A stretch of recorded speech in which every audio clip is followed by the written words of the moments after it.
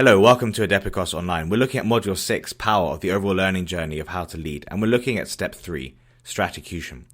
Stratacution is the ability to cope with accelerating complexity, chaos, and volatility by seamlessly integrating your formulation of strategy with your ability to execute strategy. And it's quite an advanced leadership concept that we've created here at Leadapreneur, but I think it's important for you to learn about in order to be clear in your mind about what it really is that you should be trying to do when trying to be a powerful 21st century leader. So in order to understand where the idea of Stratacution has come from, we need to look at what we call the performance cycle, which is that diagram in front of you. And the performance cycle is based up of four basic components that every leader has to go through in order to make an effective decision and actually perform the task of leadership. The first thing you need to do is you need to observe the changing situation. And from those observations and perceptions, we generate a situational understanding. And we now know that's performed through the task of sense making. We then use that understanding of the situation to arrive at a decision, and we must then ensure that that decision is effectively enacted in order to change the world in the way that we desired. We then need to observe how that world has changed, and the cycle repeats. What is crucial to recognize is that the capability of your team or organization to respond to change is constrained by its ability to perform these four elements. And we can understand with the following example. Imagine you're the CEO of a business, and that business might be doing really well right now. However, in our modern 21st century, we have this challenge of accelerating complexity, chaos, and volatility. Now, what that essentially means is that the world is always changing. And so just because you're doing well today does not mean that you're going to be doing well tomorrow. A great example of that are companies like Nokia and BlackBerry that used to be very successful, but today are struggling to survive. So why does this cycle matter? Well, if you think about it, you're the CEO of the business. And the way that the business responds to change is by you as the CEO making the decisions that enable the organization to change. And the reason that you make decisions is by performing this process. So you have to observe the situation as the CEO, look at the company, look at the changing world, and then you synthesize that data to build an understanding of what's going on in the company and what's going on in the world around you. And then you make a decision that you think enables the organization to continue to be successful. And then you make sure that decision is enacted and the cycle repeats. Now, it's very clear that if you're not very good at performing this cycle, then your organization will not be good at responding to change. The reason is because the organization relies on you to tell it how to change, because you're the CEO, you're the leader. Likewise, the other problem is that you might simply be too slow. So you might be good at making decisions, but they always arrive 6 months too late. That's not very useful either, because the world is always accelerating and moving on from you. Just because you're late to the game doesn't mean that you're going to be successful. And again, we can look at a company like Nokia, who have finally started to catch up in the smartphone game, but it's almost too little too late. So I'm just going to briefly summarize this argument for you because it is crucial to understand why we need to straticute as 21st century leaders. And in particular, compare and contrast that with the way that 20th century management approaches a problem, because we'll recognize that there are inherent failures in that 20th century approach, which, if applied in the modern day world, will condemn you to failure. So the argument can be summarized as follows. The world is uncertain and rapidly changing. What that means is that the modern day 21st century is inherently uncertain. There is never going to be a time where you suddenly, clear up the mystery and finally work out what is going on. Chaos and uncertainty characterize the modern day world. And crucially, the world is continuing to accelerate. So that means it's changing faster and faster and faster. The challenge that you have as a leader is to find a way to consistently create great results and ensure that your organization can adapt in this crazy world. How can you make sure that you're being successful today, but also tomorrow? Because by doing the same old thing today does not mean you're going to be successful tomorrow. So in order to make sure that you can consistently deliver great results, you need to be able to perform the performance cycle. The performance cycle was those four stages that we looked at on the previous slide. The performance cycle is about observing the situation, building an effective understanding, making great decisions, and ensuring those decisions are enacted competently and effectively. So your basic challenge is to keep up with the modern day world, you need to perform the performance cycle as effectively as possible. And that's the simple argument. To succeed in an accelerating world, it is necessary to competently perform the performance cycle faster than the world changes. So the key word in that whole sentence is faster, because if you can't keep up with the changing world, then you're going to be left behind. And it's not a question that you're good, it's a question that you're too slow. your organization or team simply cannot keep up with the changing world, and by failing to be fit and adapted to the modern day environment, you will gradually decline and fall. A useful way of thinking about this is that you need to enable your team and organization to dance to the rhythm of change in the world around you. If you can't do that dance, then you're going to fall flat on your face, and your organization and team will either suffer greatly or collapse entirely. Isn't it a bit melodramatic to be talking about failing teams and collapsing companies? Surely if you were CEO, the company would just keep running itself and everything would work out well. Well, unfortunately, the reality of the 21st century simply does not allow that anymore. The world today is changing so rapidly, and the market forces are so strong that if you can't keep up with a rapidly changing world, then you will very quickly fall and fail. This doesn't simply apply to the private sector in terms of businesses, it also applies to governments, and it also applies to institutions around the world. It's a phenomenon that all organizations across the world are facing, and that's why there's such a great demand for capable 21st century leaders who can cope with this accelerating complexity, chaos, and volatility. In fact, the average lifespan of a company listed in the S&P 500, which is a stock market index based on the market capitalization of 500 leading companies that are publicly traded in the United States, has decreased by more than 50 years in the last century, from 67 years in the 1920s to just 15 years today, and that's according to research conducted by Professor Richard Foster from Yale University.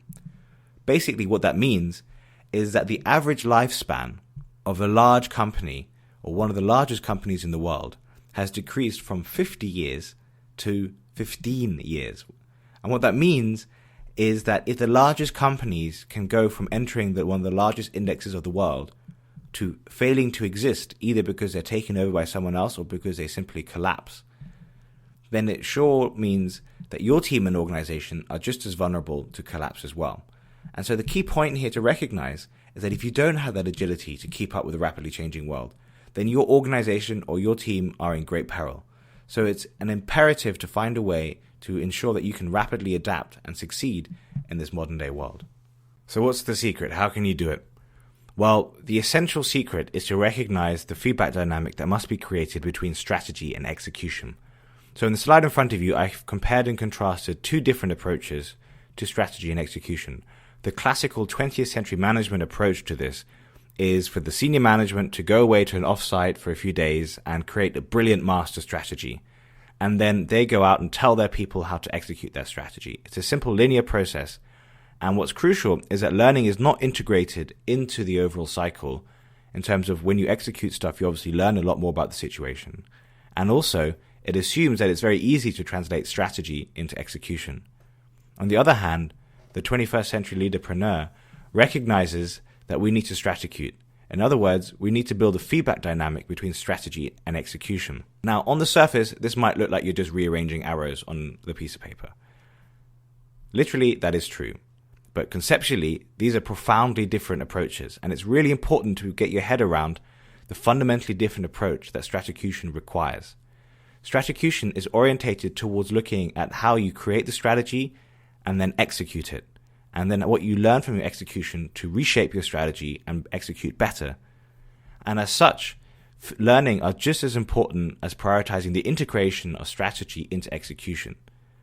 Too many leaders today assume that it's easy to translate their master plan into the execution.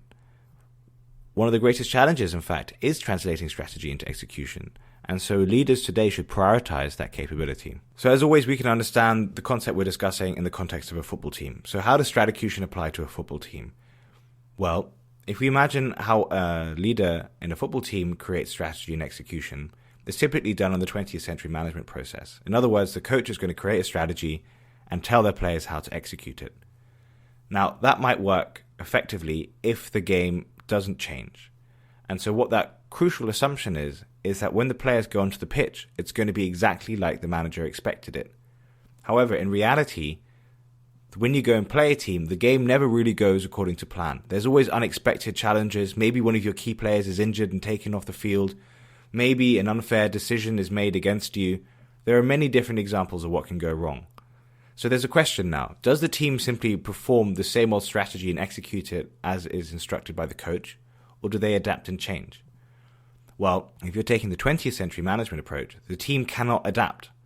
The reason for this is because they are simply required to execute the master strategy as explained by the coach. However, a team that's using the 21st century approach, that's using Stratacution, will be able to recognize that they need to learn and adapt to the changing situation. They need to get around the fact that their key player has been injured. They need to find a way to organize themselves on the pitch as the game is progressing to adapt to the enemy's strategy. And so what that requires is the Stratacution approach.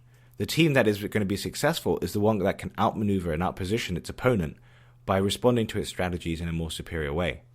And so what we can see here is that if a team simply takes the strategy that they discussed in the locker room and just mindlessly perform it on the pitch, then they're going to be less successful than a team that can recognize that it needs to adapt the way that it performs the strategy and learn from the way it's executing it as it plays on the field. And so that takes us to a crucial concept here, which is that as a 21st century leader, one of your greatest challenges is to ensure organizational alignment.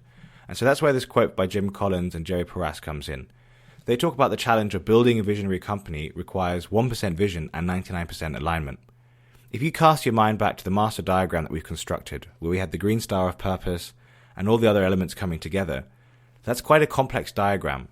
Now imagine that you'll have to apply that same conceptual diagram to an organization where you're leading 10,000 employees.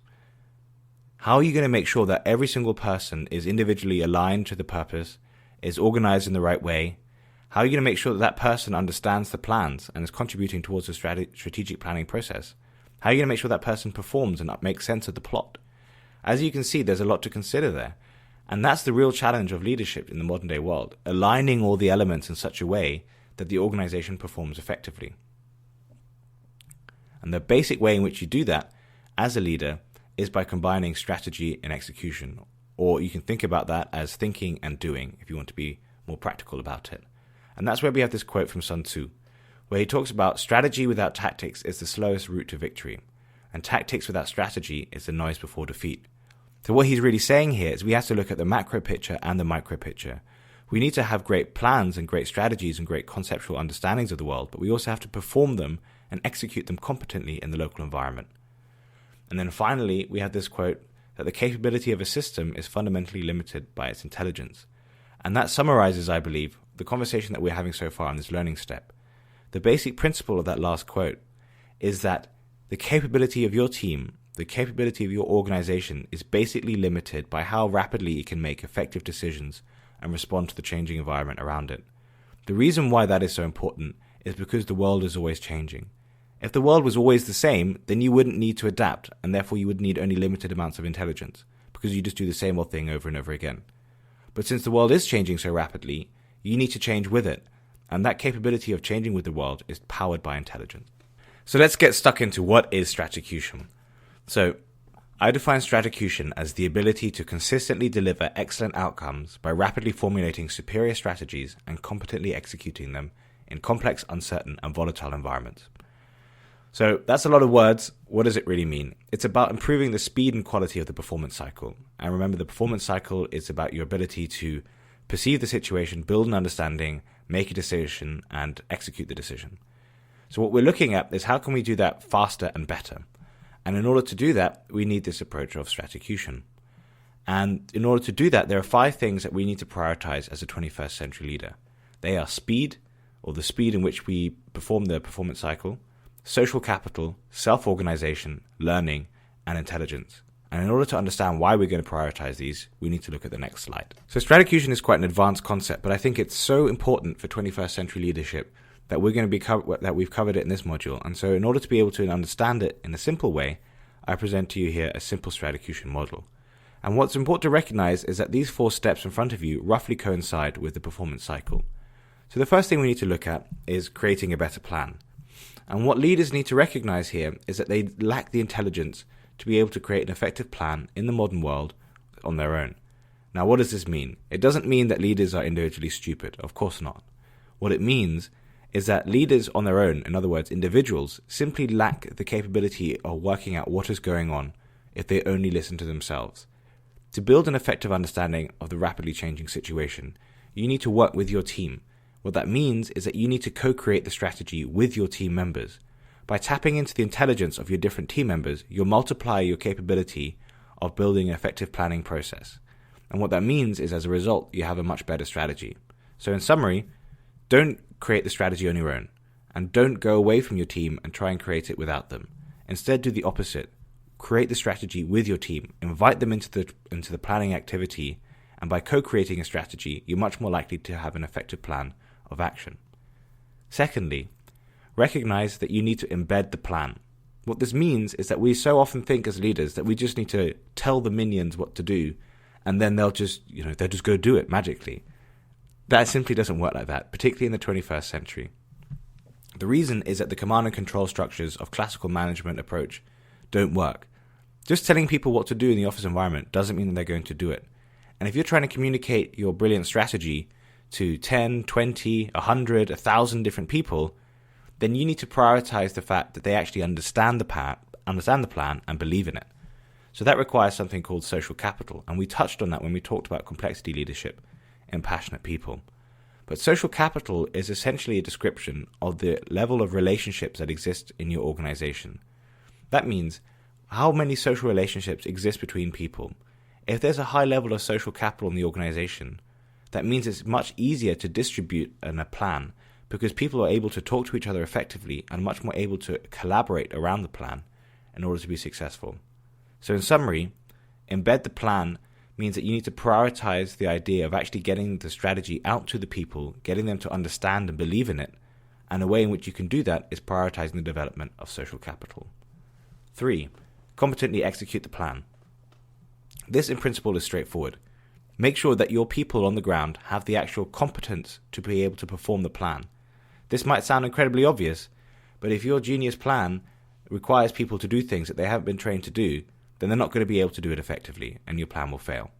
So that requires that when you're thinking about the strategy you want to create, you also are aware of the capabilities of your people, and that you build strategies that are in line with the competence of your people, or at least that you build training processes into the plan to ensure you upgrade the overall capability of your people. A crucial thing to recognize here is that on the assumption that you're working with competent and capable people, you should allow the principle of self-organization. So self-organization is a big word for a basic idea. Let the people work it out for themselves. So instead of creating a plan that micromanages everyone and tells them exactly what to do, give them the broad goals that they need to do and let them work out a way to go and do it. There's a great quote by General Patton, who's a famous World War II general, which is never tell people how to do the plan. Just give them the goals and let them work it out for themselves. And that's the same principle you should take. The massive advantage of this approach is that the people who are on the front line understand the local situation much better than you do, and they are able to work out a way, if you allow them to, of executing your plan competently given the local reality. Finally, observe what happened. Just because you have a great plan that's well embedded and is competently executed doesn't mean that you're going to be successful tomorrow. The world is always changing, and you need to keep your finger on the pulse to be able to adapt with the changing world and make sure that your organization stays ahead. In order to do that, you need to integrate learning into the overall strategy development process. So what that means is you need to get out there with your people and actually look at what's happening. Don't rely on people telling you what they think is going on. This is your team. This is your organization. You need to get stuck into the front line, talk with the people, listen to them, learn from them about what is happening, and use that learning to build a better understanding of what the situation is and what needs to be improved, but also what's working well and what needs to stay the same. The final concept then is to integrate that learning into building a better plan. And it's here that we can see that the Stratacution cycle is completed. Without that learning, you're not going to be able to build a better plan. That much is obvious. So it's crucial that you actually take that learning that you've then created for yourself and for your team and integrate that into building a better plan. And by doing that, you complete the Stratacution cycle and are able to improve the way that your organization responds to the environment and drive better performance. A great example of a leader who mastered the art of Stratacution is Napoleon. Napoleon's stunning victories and his conquest of all of Europe. At one point, his empire stretched from Portugal in the west to Moscow in the east, was because of his ability to outthink and outposition his opponents. Napoleon's armies weren't necessarily more numerous, and they weren't necessarily more technologically equipped, but what they did have was Napoleon and his ability to outthink the generals that he fought against. His fluid, fast, and adaptive style of leadership meant that his opponents were left standing, unable to make sense of what was happening until it was too late. A famous example of this was when Napoleon completely outmaneuvered an Austrian general in southern Germany, with the end result that 60,000 soldiers surrendered to Napoleon without a single shot being fired.